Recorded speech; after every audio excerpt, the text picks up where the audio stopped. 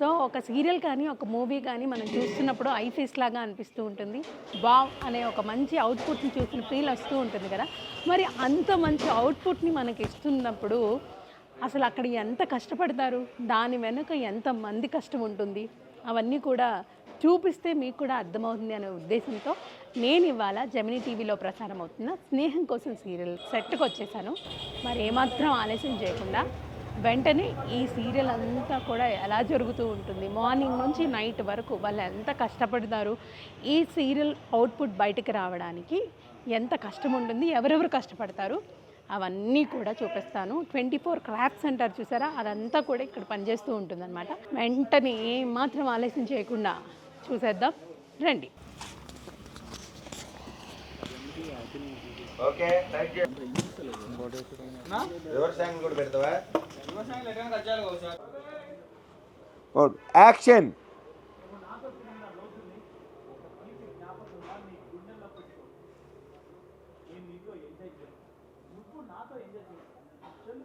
Walking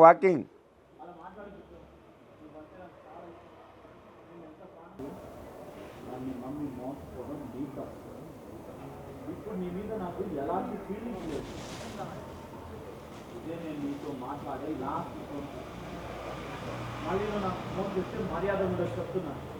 bye please phone పెట్టేది. ఈరోజు పవిత్ర madam సైట్కి వచ్చారు. వస్తే వాళ్ళకి వేసి చెప్పండి, ఎంత చెప్పాను ఏంటి బెదిరిస్తున్నావా? అమ్మాయి చాలా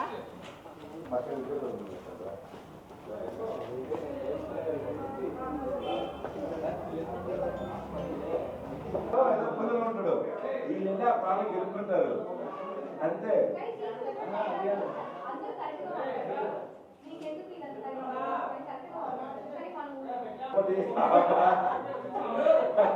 అన్నీ తెచ్చుకోండి పడుకుంటా తీసి ఒక్కటి లేదు చెప్పండి వాళ్ళు. ఓకే రెడీ మా అక్కడ నుంచి వస్తారా? అది వద్దురా. దీనికి ఆ అమ్మాయి ఇచ్చింది. ఈరోజు పాప వచ్చిందా? కన్స్ట్రక్షన్ కలవలేదా?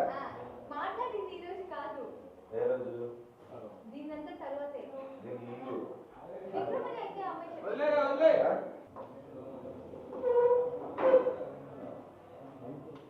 వాయిస్ వచ్చి చూడు. అనిపించింది వెళ్ళిపో మళ్ళీ వెళ్ళలేదు. అక్కడ ఆగావు. అవును ఎంజాయ్ చేసాం. అయితే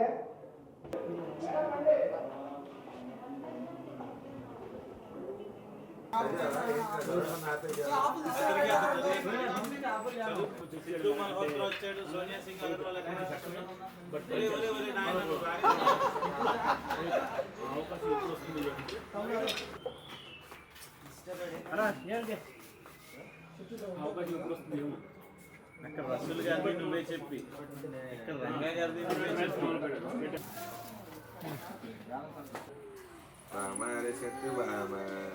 ఒరే నువ్వు రాకరా బాబు. షాక్ అయ్యారు.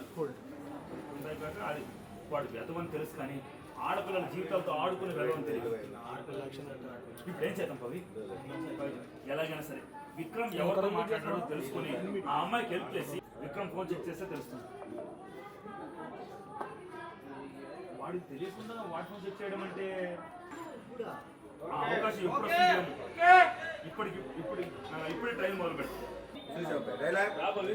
కన్స్ట్రక్షన్ కంప్లీట్ అయ్యాక ప్లాట్స్ ఎలా సేల్ చేయాలా అని ప్రమోషన్స్ ప్లాన్ చేస్తున్నాను. నేను చేసి చూసి నువ్వు కూడా నీ ఐడియాలు ఏమైనా ఉంటే షేర్ చేయి. అవన్నీ తర్వాత అవతల విక్రమ్ గారి వల్ల ఆడపిల్ల జీవితాలు నాశనం అవుతున్నాయి. మనం అత్యంత దాని గురించి చూడాలి.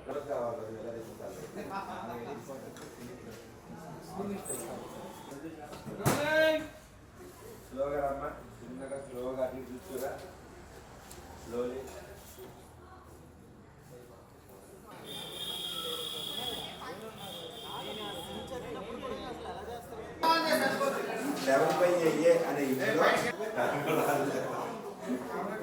అనే సార్ తీసుకురాదు.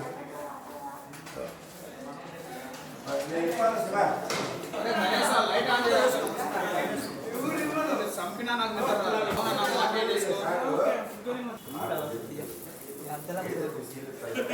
పవిత్ర ఇక్కడ సీలు లేదు కదా.